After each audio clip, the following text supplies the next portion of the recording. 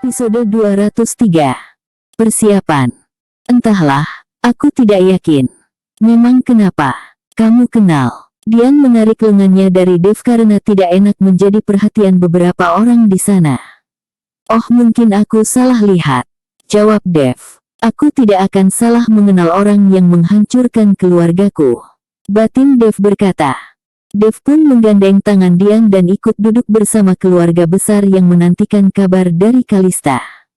Darren mendengus tipis melihat Dev yang diceritakan oleh Kalista sebagai suami yang posesif dan mengurung sang istri beberapa hari yang lalu sehingga Kalista bermain di belakangnya dengan menyewa orang bayaran untuk menyelamatkan temannya itu.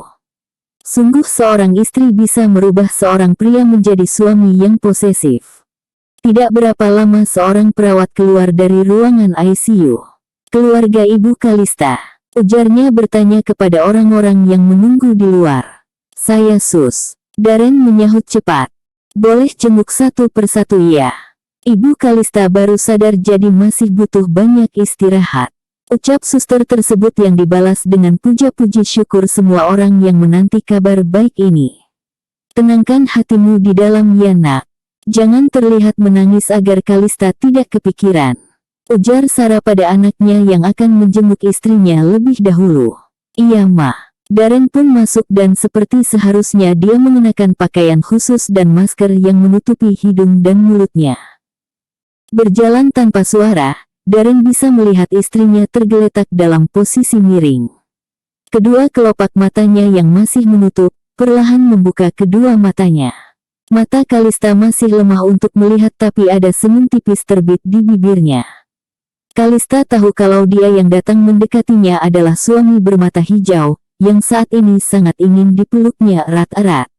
Jangan banyak bergerak, kamu hebat sayang, kamu pasti kuat. Darren mengusap punggung telapak tangan istrinya yang tidak tersentuh kabel infusi.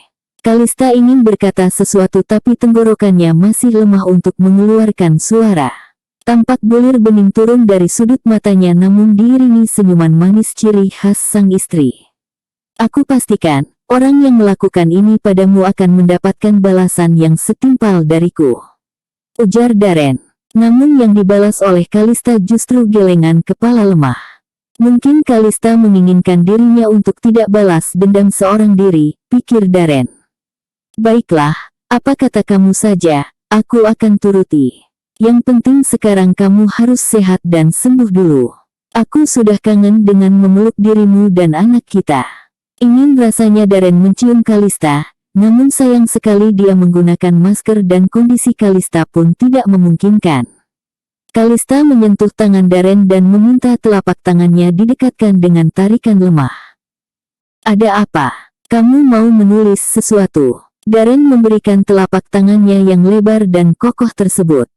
Kalista menuliskan sesuatu di telapak tangan sang suami. Sebuah garis, gambar hati, dan sebuah huruf U.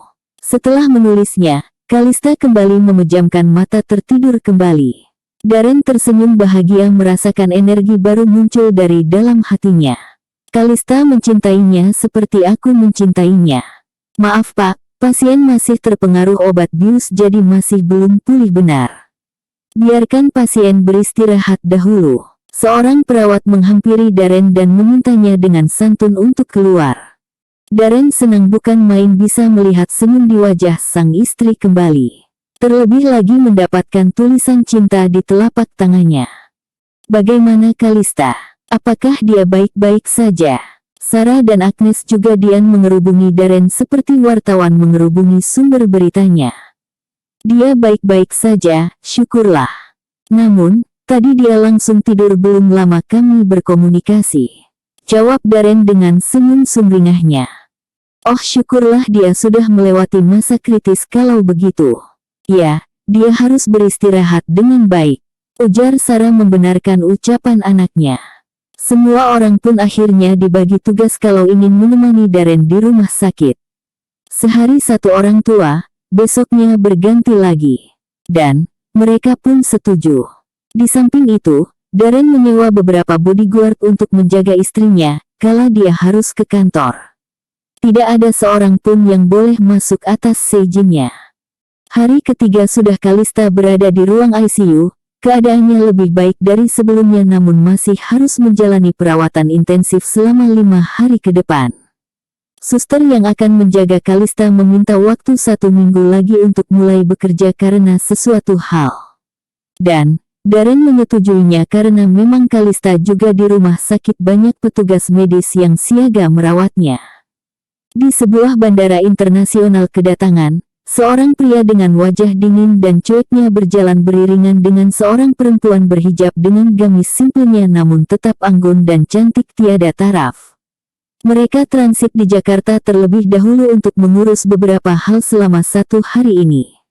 Besok mereka akan melanjutkan perjalanan ke Denpasar. Selama 1 hari ini, perempuan berjilbab yang bernama Liha tersebut akan menginap di sebuah hotel dekat bandara, sementara sang pria langsung menuju rumahnya yang mewah di komplek perumahan paling mewah se-Jakarta Selatan.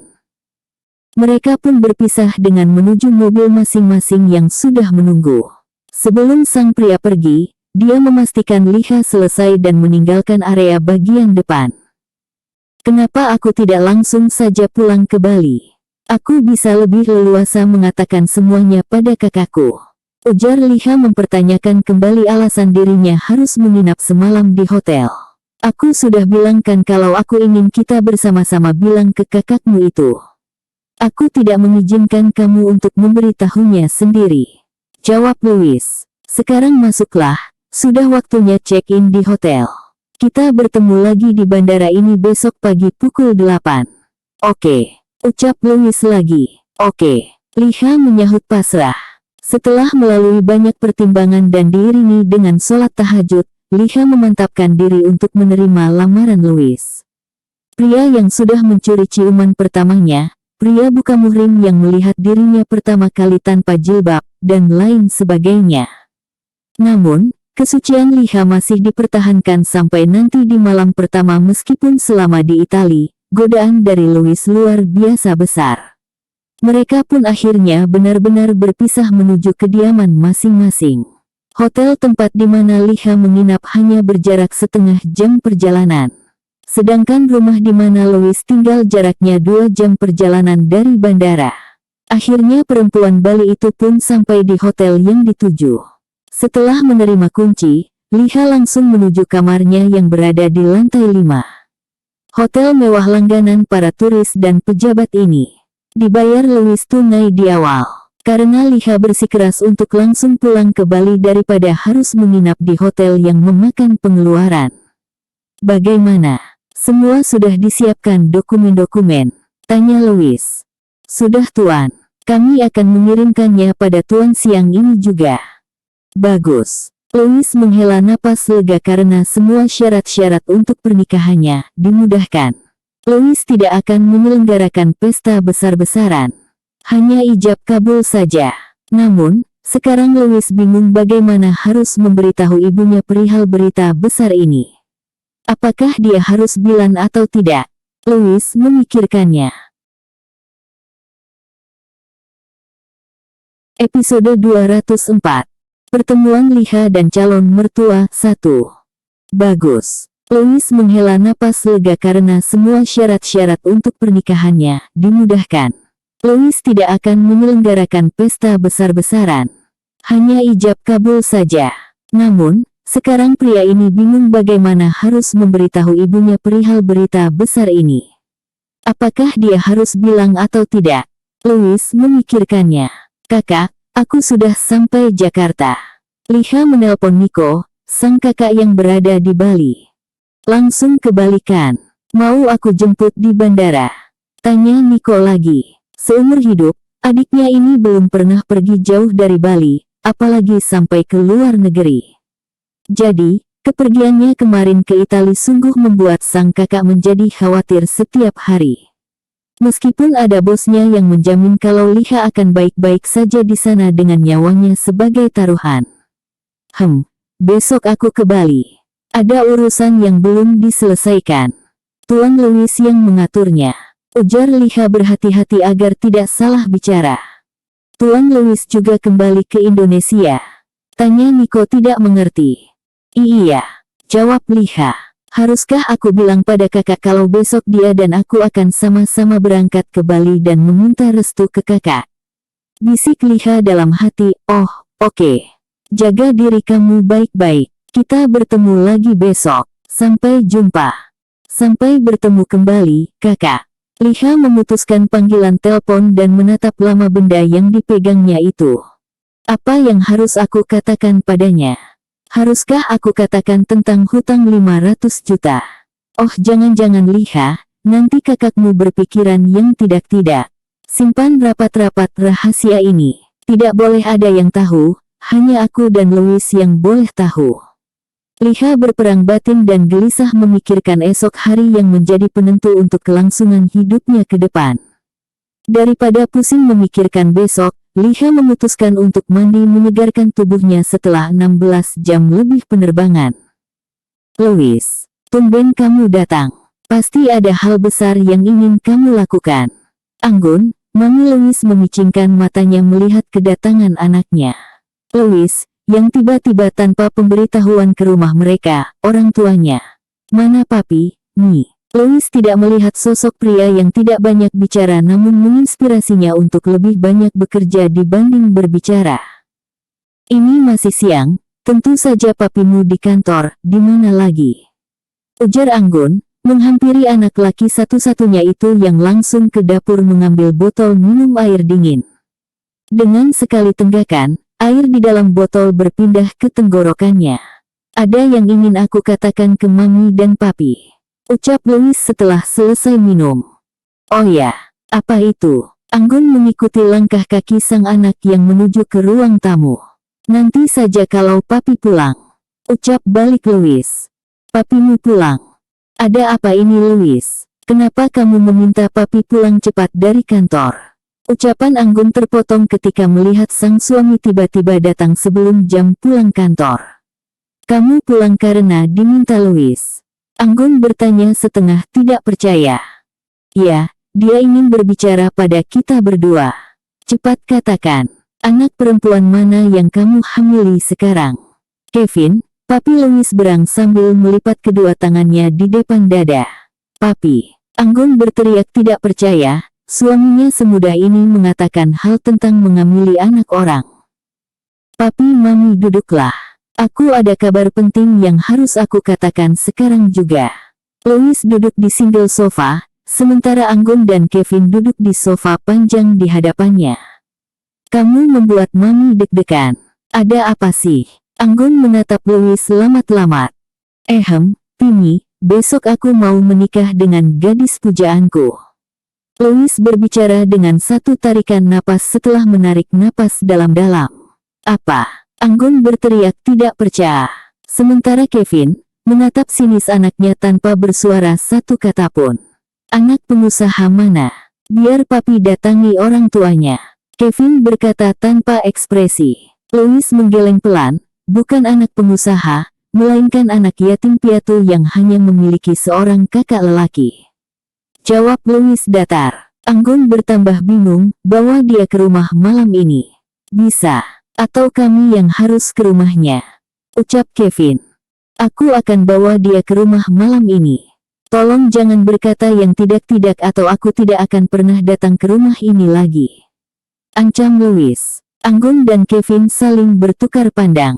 Perempuan seperti apa yang telah berhasil memikat serigala yang diam-diam memiliki banyak perempuan di mana-mana ini?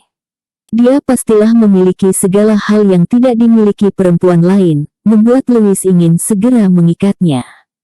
Oke, kamu atur saja. Ingat, Mami tidak akan menerima menantu yang tidak mengenal sopan santun.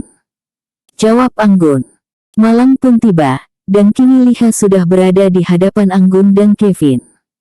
Perempuan berjilbab yang mengenakan baju terusan panjang warna marun dilapisi dengan bolero bahan rajut warna putih dengan jilbab simple warna putih, membuat penampilan Liha sangat cantik dan di luar perkiraan kedua orang tua Louis yang menyangka anaknya akan membawa seorang perempuan berpenampilan seksi dengan hiasan make up tebal, seperti yang sudah-sudah.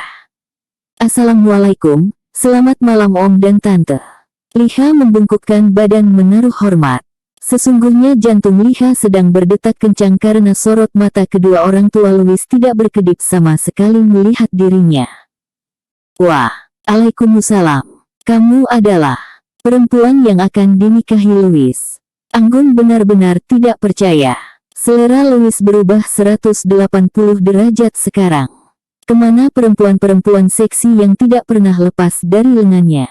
Kemana Grace yang selalu 24 jam mengikutinya? Yes mom, please jangan bertanya yang tidak-tidak, ujar Louis dengan mata penuh mengancam. Mami hanya ingin tahu saja, kok bisa-bisanya perempuan seanggun dan selembut ini mau menikah denganmu yang perempuannya di mana-mana. Anggun menyesap minuman dengan bola mata memutar. Kalau bukan karena hutang 500 juta, aku juga tidak mau, ucap Liha dalam hati. Liha tersenyum terpaksa mendengar penuturan sang calon mama mertua. Perempuan yang merasa sedang diinterogasi itu meraih gelas minuman terdekat dan mencoba menyegarkan tenggorokannya yang mendadak kering kerontang. Mami, please. Liha sudah tahu apa dan bagaimana masa laluku. Jadi tolong, jangan diungkit-ungkit lagi. Louis menarik napas dalam-dalam menyikapi maminya yang seperti ingin menggagalkan pernikahan mereka. Jadi namanya Liha. Maaf Nona Liha, saya papinya Louis mau bertanya hal yang sangat mendasar. Apakah kamu sudah hamil duluan? Biur, air minuman yang masih berada di dalam mulutnya karena belum sempat tertelan, tersembur keluar. Beruntung tidak ada yang terkena muncratannya karena semua duduk dalam jarak cukup renggang. Uhuk, maaf, saya tidak sengaja. Liha mengambil tisu dan mengelap bekas tumpahan air minum darinya di atas lantai dengan cara duduk di atas lantai dan membuangnya ke tempat sampah yang dia cari kesana kemari ternyata ada di dapur. Anggun, Kevin, dan Louis melihat perempuan gugup itu terpana dan mengerjapkan mata berulang-ulang. Ketika kesadaran telah pulih kembali, mereka bertiga tersenyum geli melihat tingkah Liha.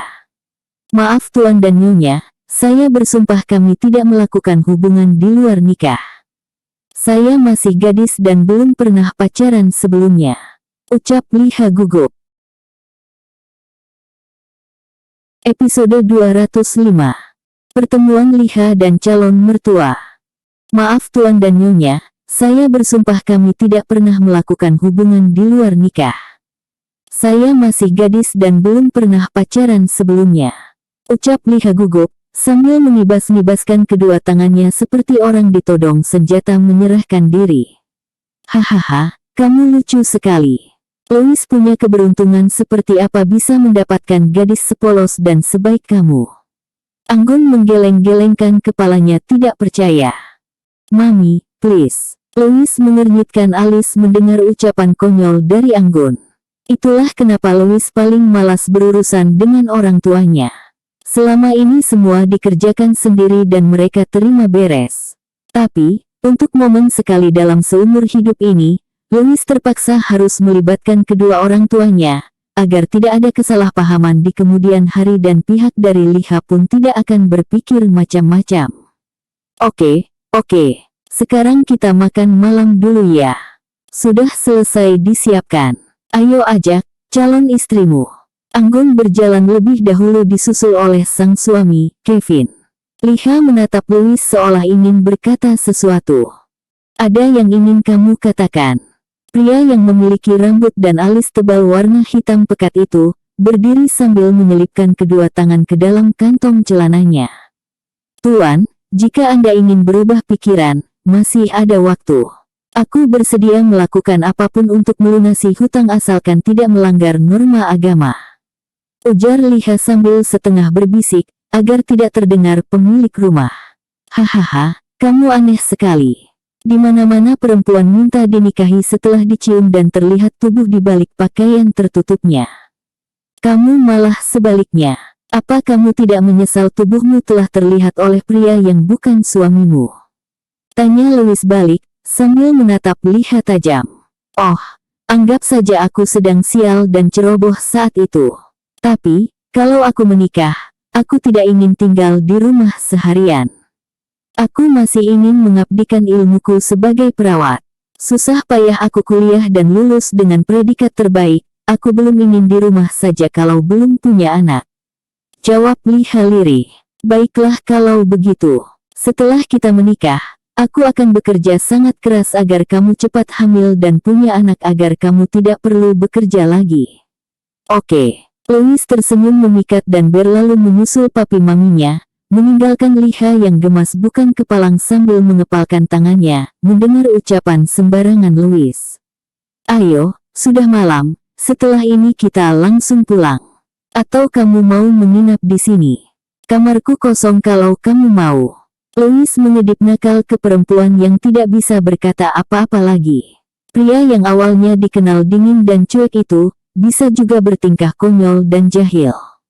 Malam keempat Kalista berada di rumah sakit, kesehatannya semakin membaik. Meskipun luka bekas tikaman di punggung belum sembuh sempurna, dan itu membutuhkan waktu yang lumayan lama, tapi setidaknya sekarang perempuan yang sedang mengandung 2 bulan itu sudah bisa duduk perlahan dan berbicara meski baru sepatah dua patah kata. Darren pun tiada hari tanpa menjenguk sang istri. Karena pekerjaan yang tidak bisa ditinggalkan, Hera yang menunggu di luar ruangan sejak pagi. Darren akan datang siang hari saat jam istirahat dan kembali besok paginya. Bapak Darren, istri Anda sudah bisa dipindahkan ke ruang rawat inap biasa karena sudah lepas dari masa krisis. Tapi, dia harus menjalani perawatan intensif selama 1 minggu ke depan. Dokter yang mengontrol kondisi Kalista berkata kepada Darren di ruangan prakteknya. Syukurlah, kapan istri saya bisa pindah ke kamar inap? Tanya Darren. Malam ini juga bisa. Sedang diurus oleh para perawat untuk dipindahkan. Saran saya, Nyonya Kalista jangan banyak bergerak dulu. Karena kondisinya juga sedang mengandung. Ujar dokter perempuan itu lagi. Baiklah, saya akan patuhi semua saran dokter. Asalkan istri saya cepat pulih dan bisa pulang secepatnya. Ujar Darren dengan wajah cerah, ini adalah berita baik sejak Kalista masuk rumah sakit gara-gara percobaan pembunuhan itu. Darren pun keluar kamar dan memerintahkan Hera untuk membereskan kamar yang sudah disiapkan Darren sejak awal masuk rumah sakit. Hera pun segera menuju kamar sesuai yang diperintahkan tuan majikannya. Darren masuk kembali ke ruang ICU untuk menjenguk sang istri. Sayang, apa kabarmu? Darren mengusap punggung tangan sang istri dan mengelus-elusnya. Baik, kamu sudah makan. Meski dalam keadaan sakit, Kalista masih memikirkan suaminya yang dilihat Kalista lebih kurus dari biasanya. Kamu masih saja mengkhawatirkan aku makan. Kamu sendiri belum makan kan? Tanya Darren balik. Cairan infus ini membuatku tidak akan kelaparan. Jawab Kalista lirih sambil menunjukkan senyumnya yang masih lemas. Tetap saja beda. Oh ya, malam ini kamu akan dipindahkan ke kamar inap biasa. Bagaimana? Senang kan? Ujar Darren. Oh, syukurlah. Kapan aku akan dipindahkan? Tanya Kalista lagi. Sebentar lagi. Hera sedang membereskan kamarnya. Ucap Darren. Ada sakit yang dirasa. Darren menatap wajah sang istri yang masih pucat pasi. Tidak ada, hanya belum bisa bergerak bebas saja. Kalista tersenyum lirih. Aku pastikan yang melakukan ini padamu, lebih memilih untuk mati dibandingkan hidup penuh penderitaan. Ujar Darren dengan rahang mengeras menahan emosi. Sudahlah, biarkan polisi yang bekerja. Kamu tidak usah melibatkan diri lebih jauh. Aku dan Babis tidak ingin Dedi kenapa-napa.